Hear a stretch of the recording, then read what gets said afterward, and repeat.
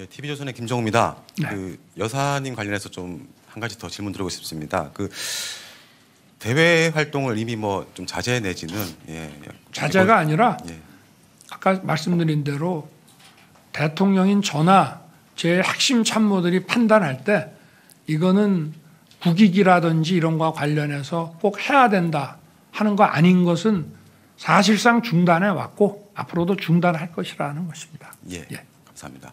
사실상 중단 같은 이제 그런 거는 저희가 보기에는 이미 그 대선 때 이미 좀 내주에 충실하겠다는 그런 약속을 하신 바도 있고 네. 그런 연장선상에서도 지금 볼 수 있을 것 같은데 저희가 좀 돌이켜 보면 대선 때 그 이른바 그 한 유튜버와의 7시간 통화라든지 그리고 그 이후에 좀 성향에 좀 약간 좀 의심스러운 그 종교인과의 대화 그리고 지금 이른바 이제 명태균 씨 사건까지 쭉 이어져는 것들이 대부분 대외 활동에서 나온 거라기보다는 오히려 좀 개인적인 사적인 그런 연락 차원에서 이제 많은 논란이 된 건데 그렇다면 이런 이제 비공식적인 그런 활동에 대해서 앞으로 좀 전에 좀 약간 부적절 내지는 뭐 아니 신중하지 못한 처신이라고 하셨는데 앞으로 신중한 처신을 위해서 어떤 조치를 취할 것인지 그걸 좀 부탁드리고요. 이게 제2부속실하고도 연결되는지 거기까지 좀 말씀 부탁드리겠습니다.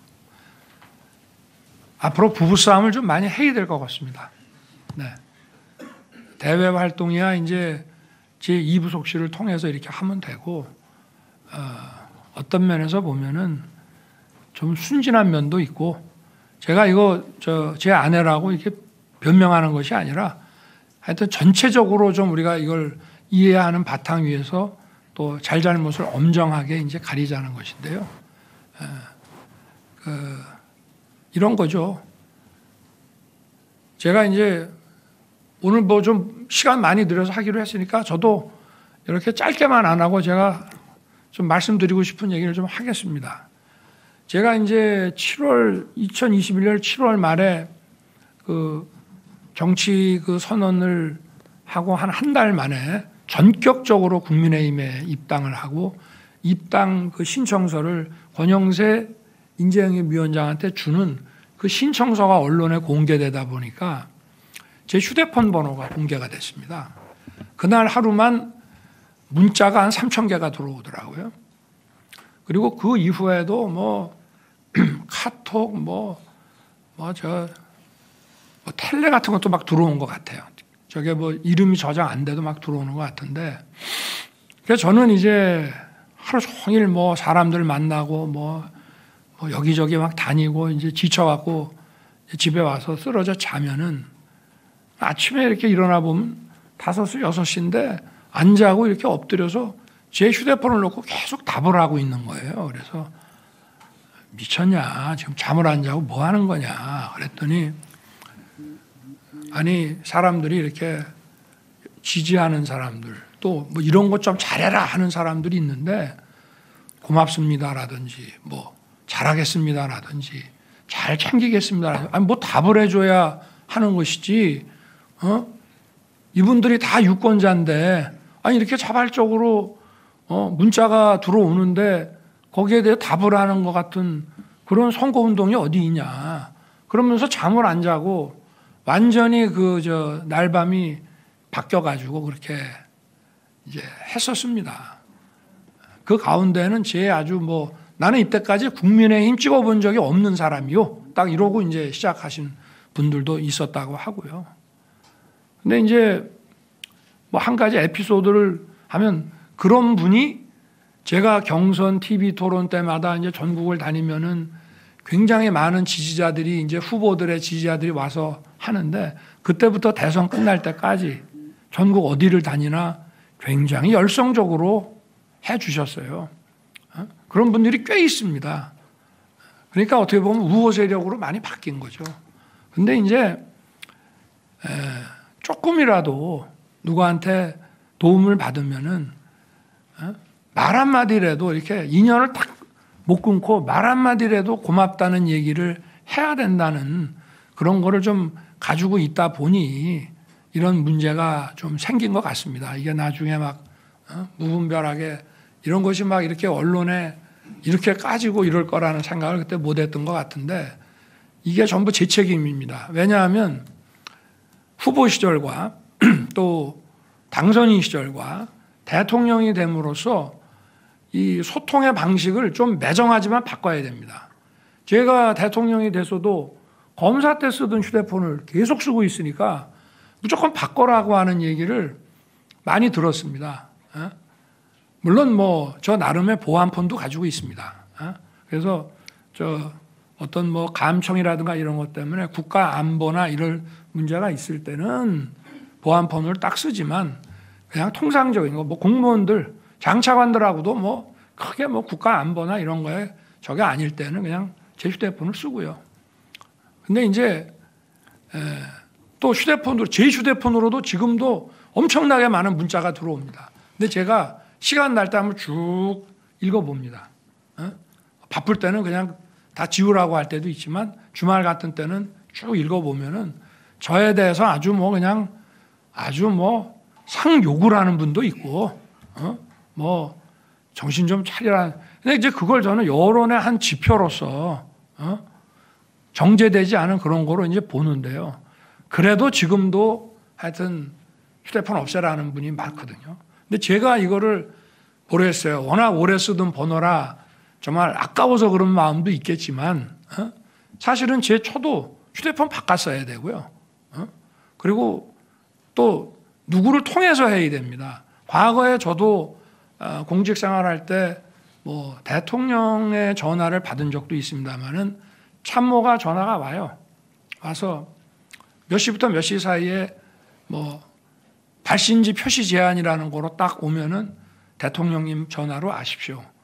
그렇게 해서 이제 그 시간 휴대폰 들고 기다리다가 딱 오면 이렇게 바꾸니 이렇게 했는데 저는 이제 그런 거를 안 한 것이 이제 과거에 그 전직 대통령 부부가 그런 프로토콜에 따라서 한 것이 다 이런 부정적인 부적절한 이런 그 국민들 걱정 끼쳐드릴 만한 사고의 예방을 위한 건데 저는 또 아니 내가 번호 바꿔버리면 가까운 사람들도 그렇다고 다 일일이 이 번호라고 알려줄 수는 없지 않습니까? 그렇기 때문에 그런 거를 이제 그야말로 국민들이 또 제 주변에 있는 사람도 국민이니까 뭐 제 친구라고 저한테 좋은 말만 하는 것이 아니라 학교 동창이지만 잘 오랫동안 못 봤던 사람들도 뭐 좀 거침없는 얘기들을 막 보내주는데 그게 이제 여론을 듣는데 도움이 된다고 해서 그거를 저도 이제 안 하고 그러다 보니까 제 아내에 대해서도 좀 이런 것들을 미리미리 그 전직 대통령 때의 그 프로토콜대로 싹 바꿨으면 되는데 그건 뭐 제가 원래 그렇게 했어야 되는데 저 자신부터 못했기 때문에 이런 문제들의 발생 원인의 근본으로 들어가면 그거는 저한테 있고 또 비서실장이라든가 뭐 경호처장도 저한테 임기 초부터 얘기했습니다만 제가 그래도 이걸로 들어오는 다양한 얘기를 내가 주각주각 그래도 생생하게 봐야 된다는 생각이 너무 강했고요. 그리고 이제 예를 들면 당의 무슨 초선 의원들이 저한테 전화하면 제가 딱 받거든요.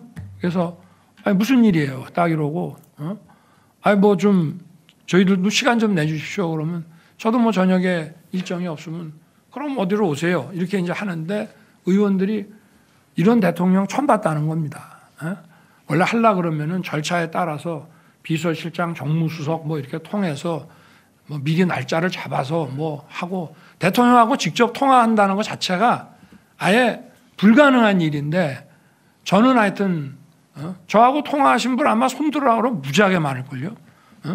또 저 텔레그램이나 문자로 서로 주고받은 분들 뭐 엄청나게 많습니다. 근데 저는 이게 리스크도 있지만 장점도 있다고 생각했기 때문에 이렇게 했는데 하여튼 이 부분은 제가 더 하여튼 이런 리스크를 좀 줄여나가고 국민들이 어쨌든 이런 거로 걱정하고 속상해하는 일이 없도록 하여튼 좀 조치를 하겠습니다. 네. 고맙습니다. 좋은 질문해 주셔서. 네.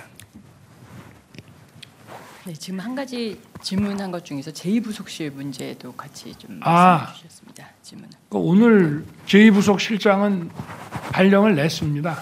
네, 발령을 내서 아마 제2부속실장이 같이 일할 직원들도 금년간에 이제 다 뽑을 것이고, 그리고 제2부속실 사무실도 지금 거의 이제 공사가 끝났죠. 네네. 그래서 이제 직원만 뽑으면 바로 일할 수 있게 됐기 때문에 이제 활동이 많이 줄어드니까 이제 꼭 해야 될 거를 판단하는 거,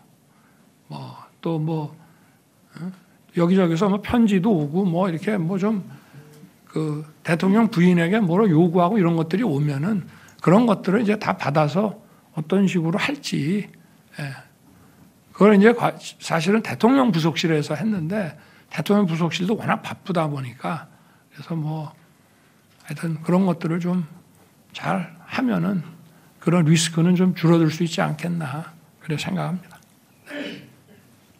네, 다음 질문 받겠습니다. 네, 한결의 이승준 기자님.